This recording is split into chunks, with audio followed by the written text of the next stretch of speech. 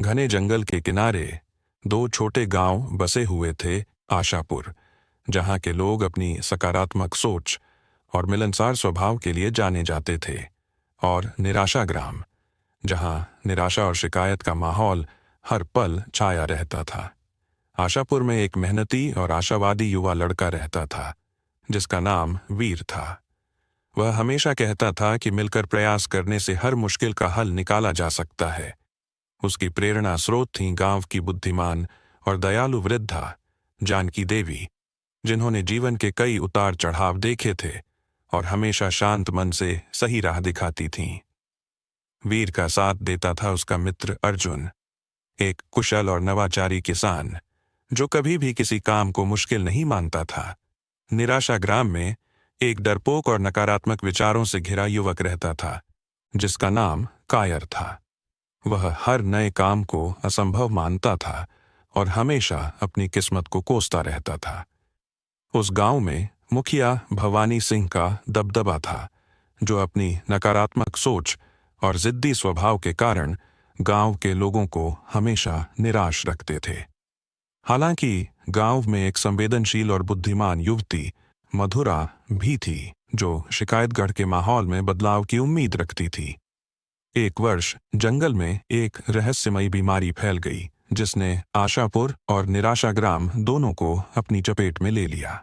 बहुत से लोग बीमार पड़ने लगे और गांव में डर का माहौल बन गया।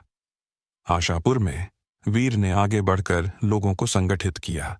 उसने जानकी देवी और अर्जुन के साथ मिलकर बीमारों की सेवा करने और बीमारी का इलाज ढूंढने के प्रयास शुरू किए। उन्होंने जड़ी बूटियां इकट्ठी कीं, साफ सफाई का ध्यान रखा और एक दूसरे का मनोबल बढ़ाया। उनकी सकारात्मक सोच और एकजुटता ने उन्हें इस मुश्किल समय में हिम्मत दी। वहीं निराशा ग्राम में कायर और मुखिया भवानी सिंह ने लोगों को और भी डरा दिया। उन्होंने अफवाहें फैलाईं और कहा कि यह बीमारी कभी ठीक नहीं होगी। निराशा ग्राम के लोगों ने उम्मीद छोड़ दी और किसी ने भी मिलकर इलाज ढूंढने की कोशिश नहीं की। मधुरा गांव के लोगों की हालत देखकर बहुत दुखी थी और उसे वीर और आशापुर के लोगों के प्रयासों के बारे में पता चला। जब आशापुर के लोगों ने देखा कि निराशा ग्राम की स्थिति बहुत खराब है, तो वीर ने जानकी देवी और अर्जुन से सलाह ली और निराशा ग्राम की मदद करने का फैसला किया। वीर और कुछ अन्य लोग निराशा ग्राम गए और उन्होंने कायर और अन्य लोगों से बात की। वीर ने उन्हें अपनी सकारात्मक सोच और मिलकर काम करने के महत्व के बारे में बताया। मधुरा ने वीर का समर्थन किया और अपने गांव के लोगों से उम्मीद न छोड़ने की विनती की। कुछ लोगों ने वीर और मधुरा की बातों पर ध्यान दिया, लेकिन कायर और भवानी सिंह अभी भी अपनी नकारात्मक सोच से बंधे हुए थे। धीरे धीरे मधुरा के प्रयासों से निराशा ग्राम के कुछ युवाओं ने वीर और आशापुर के लोगों के साथ मिलकर काम करना शुरू कर दिया। उन्होंने जड़ी बूटियां इकट्ठी करने और बीमारों की देखभाल करने में मदद की। वीर ने उन्हें पानी के नए स्रोतों को ढूंढने और स्वच्छता बनाए रखने के तरीके सिखाए। इस बीच आशापुर के वैद्य सूरज के पुत्र वैद्य चंद्र ने आधुनिक चिकित्सा ज्ञान का उपयोग करके बीमारी का इलाज ढूंढने में महत्वपूर्ण भूमिका निभाई। उन्होंने जंगल की जड़ी बूटियों के साथ मिलकर एक प्रभावी दवा तैयार की।